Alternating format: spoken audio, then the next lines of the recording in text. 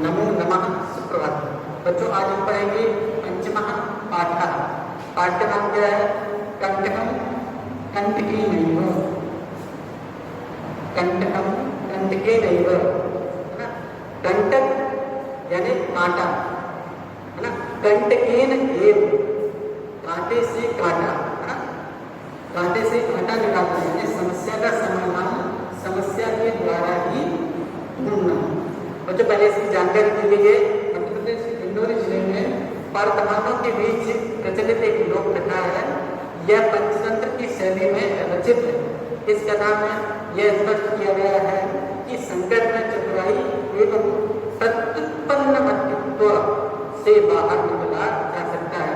प्रत्युत्पन्न मति बोलते हैं कि समाधान तत्काल बोलते हैं। जब कुछ समस्या उत्पन्न हुई तो उत्पन्न समस्या के प्रति समाधान का उत्पादन करना उत्पन्न मतिता कहलाती है। तो बच्चों आइए इसी को पाठ में पढ़ते हैं।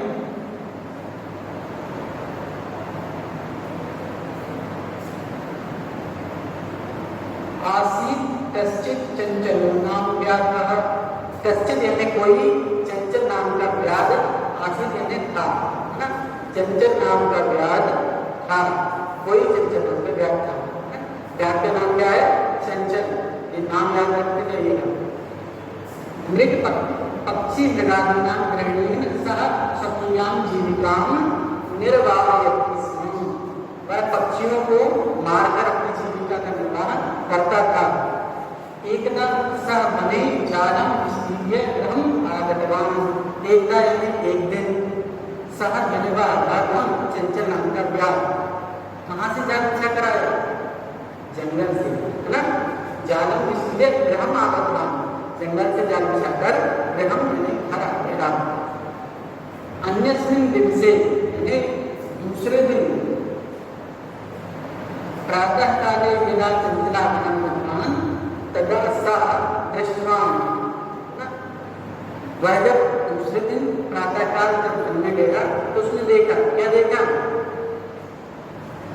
यद तीन विस्तार के जाले और अज्ञात एकः व्याघ्रः अर्थः आसीत्। अब उसने छोटे मोटे पशु पक्षियों को बताने के लिए जाल बिछाया था, लेकिन उसने जाकर देखा कि उसमें तो एक व्याघ्र फंस चुका है ना। व्याघ्रः अर्थः आसीत्, बन गया है। सुअचिंत्य, सह अचिंत्य, सुअचिंत्य। यहाँ पर विसर्ग संधि है, सह अचिंत्य, सह धन अचिंत्य। वह सोचने लगा, क्या सोचने लगा? कि व्याघ्रः मां आगस्यति अतएव पलायनं करणीयम्। अब वो सोचने लगा, व्याघ्रः मां आगस्यति, व्याघ्र तो मुझे ही खा जाएगा, पलायनं करणीयम्, मुझे भाग जाना चाहिए। लेकिन व्याघ्रः न्यवेदय, ना, व्याघ्र निवेदन करने लगा, वो मानानं कल्याणं वदन्ति। अब व्याघ्र ने समय को देखा और व्याघ्र निवेदन करने लगा। क्या निवेदन करने लगा? वो मानव कल्याणं वदन्ति, हे मानव तुम्हारा कल्याण हो। यदि तुम मां मोचयिष्यसि, अगर तुम मुझे छोड़ दोगे, मोचयिष्यसि यानी छोड़ दोगे, तर्हि अहं मां न हनिष्यामि। अगर तुम मुझे छोड़ दोगे तो मैं तुम्हें नहीं मारूंगा, हनिष्यामि। तदा सः व्याघ्रं जालात् बहिः निस्सारयत्, ना, निस्सारयत् यानी निकाल दिया। किसने? व्याघ्र ने। किसको? व्याघ्र को, ना। चंचल नाम के व्याघ्र ने व्याघ्र को बाहर निकाला। जालात् बहिः निस्सारयत्, जब उसने बाहर निकाला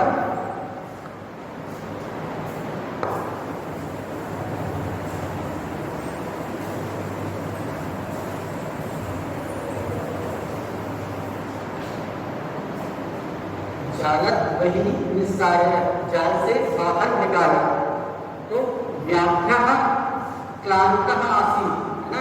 व्याघ्र जो था कैसा? क्लांत, यानी पानी के लिए बेचैन यानी प्यास से परेशान था। सु अवदर वह बोला, क्या बोला?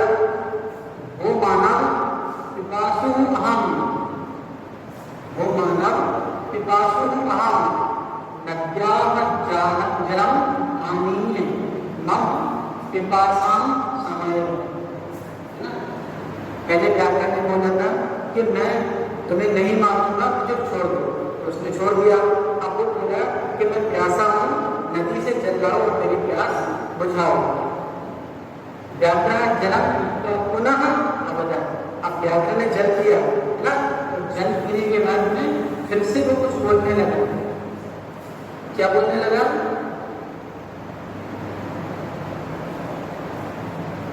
व्याधम अवदा, फिर से बोलने लगा ना, क्या? समय में पिपासा, समय में पिपासा, मेरी प्यास शांत हो गई है।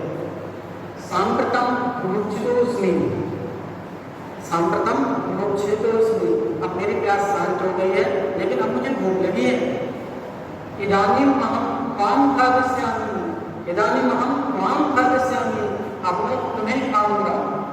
त्वया मिथ्या घटितम माम खादितुम इच्छसि, त्वया मिथ्या घटितम, तुमने झूठ बोला था, तुम मुझे खाने की इच्छा कर रहे हो, लेकिन तुमने क्या बोला था कि हम तो अपना हमेशा, मैं तुम्हें नहीं मारूंगा। व्याघ्रः अवदत्, व्याघ्र बोला, अरे मूर्ख, क्षुधार्ताय किमपि अकार्यं न भवति, सर्वः स्वार्थं संयते। व्याघ्र बोला, अरे मूर्ख, भूखे व्यक्ति के लिए कुछ भी अकार्य नहीं है, मतलब कुछ भी ऐसा नहीं है जो ना कर सके। वो अपनी भूख मिटाने के लिए कुछ भी कर सकता है ना। और सर्वः स्वार्थं संयते, सभी अपने स्वयं के अर्थ को, स्वयं के प्रयोजन को देखते हैं। चंचला नदी जलम पृच्छत्, चंचल नदी के जल से पूछने लगा। नदी जलम अवदत्, नदी जल बोलने लगा, एवं भवति जना मयि स्नानं कुर्वन्ति वस्त्राणि प्रक्षालयन्ति तथा च मलमूत्रादिकं विसृज्य निवर्तन्ते, वस्तुतः सर्वः स्वार्थं संयते। अब उसने सोचा कि मैं फंस चुका हूँ, तो मैं कैसे निकलूं? तो उसने उपाय सोचा कि मैं नदी से पूछता हूँ, अगर नदी बोल देगी कि ऐसा नहीं होगा तो शायद शेर मान जाए, शायद व्याघ्र मान जाए। लेकिन जब उसने नदी के जल से पूछा तो नदी के जल से कहा कि हाँ ऐसे ही होता है, सभी स्वार्थ को ही देखते हैं, अपने अर्थ को ही देखते हैं। जैसे लोग जनाने लोग मई स्नान करते हैं, मेरे जल में स्नान करते हैं, नदी के जल में स्नान करते हैं, कपड़े धोते हैं, स्नान अच्छा रहती है, और उसमें गंदगी छोड़कर विसर्जित यानी छोड़कर निवर्तन चले जाते हैं। इसलिए सभी स्वार्थी होते हैं, सेल्फिश होते हैं, है ना। ऐसा किसने कहा? नदी के जल ने, नदी के जल से किसने पूछा था? चंचल ने, है ना। चंचल ने जब नदी के जल से पूछा तो नदी के जल ने उत्तर दिया। अब उसने सोचा कि चले नदी के जल ने ऐसा उत्तर दे दिया, कोई बात नहीं, अब मैं किसी और से पूछता हूँ, शायद मेरे समर्थन में, मेरे सपोर्ट में कोई और जवाब नहीं।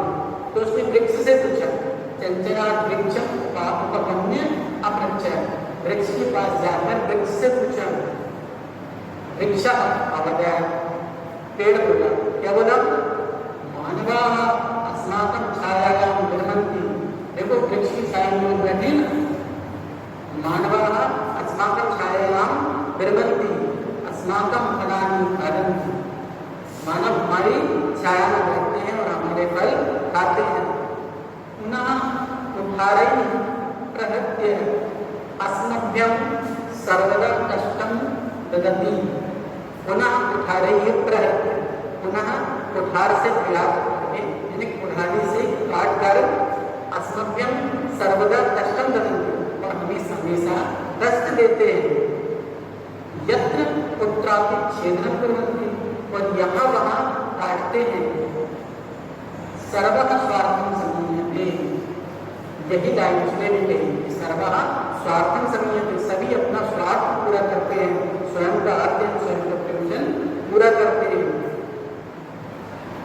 समीपे एका लोमशिका बद्री गुल्माना पृष्ठे विलीना एतां वार्तां शृणोमि स्म। समीपे यानी पास में एका यानी एक लोमशिका यानी लोमड़ी, बद्री गुल्म बोलते हैं पेड़ की जो छोटी छोटी झाड़ियां होती हैं, तो बद्री गुल्माना। अब एक शब्द है इसमें समझने के लिए निलीना, निलीना का अर्थ है छुपी हुई। निलीना का क्या अर्थ होता है? छुपी हुई। कहाँ छुपी हुई? पेड़ की झाड़ियों के पीछे। तो सारी बातें सुन रही थी, है ना? शेर या व्याघ्र और चंचल की जो बातें हो रही थी वो सारी बातें कौन सुनता था? लोमशिका। कहाँ? वृक्ष। कौन से वृक्ष के पीछे? बद्री गुल्माना वृक्ष के नाम पृष्ठे, यानी कि पेड़ की जो झाड़ियां थी उनके पीछे सुन रही थी सारी बातें। सहसा चंचलम सत्य कथयति, अचानक चंचल से बोलती है, का वार्ता, क्या बात है? माम अपनी विज्ञापन, क्या बात है? मुझे भी बताओ। सहा होगा बोला चंचल, मातृस्वसः अवसरे त्वं समागतवती। मौसी सही समय पर आई।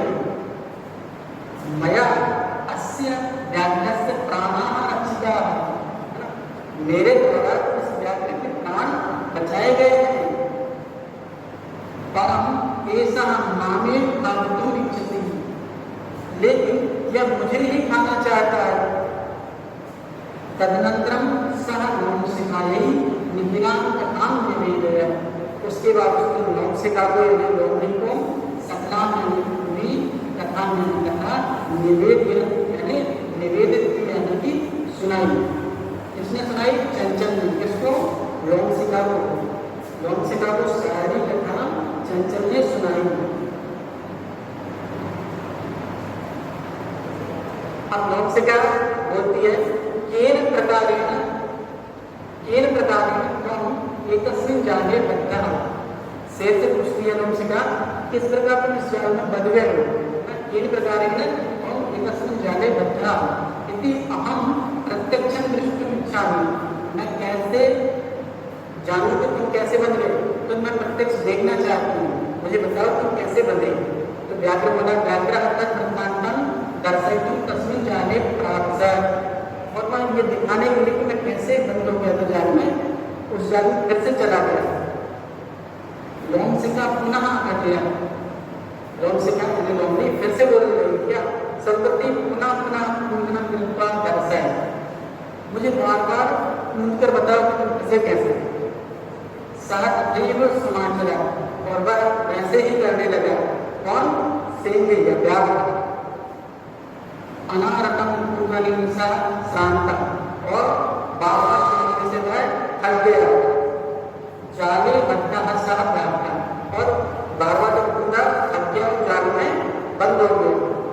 क्लांत सन, परेशान होकर, निस्सहायो भूखा तत्र अपतत, और आपस में बंध गया और परेशान होकर वही गिर पड़ा। प्राण भिक्षाम और प्राणों की भिक्षा यानी प्राण बचाने के लिए वह भीख मांगने लगा।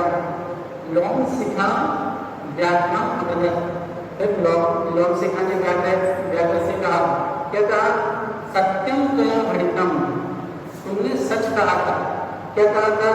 सर्वः स्वार्थं समीयते, सभी अपने स्वयं के प्रयोजन को देखते हैं, अर्थात सभी सेल्फिश हैं। इसलिए लोमशिखा ने उसको फिर से जाल में बांध दिया और चंचल की जान बच गई। तो बच्चों, इससे शिक्षा मिलती है कि कभी भी ऐसे कोई काम नहीं करना चाहिए जिससे हम मुसीबत में पड़ जाएं। तो ये बात यहीं तक है। इसके बाद कुछ कठिन शब्दार्थ हैं जो आप पढ़िएगा, और इसके बाद हम प्रश्न के उत्तर को अगले वीडियो में समझेंगे। तब तक के लिए नमो नमः।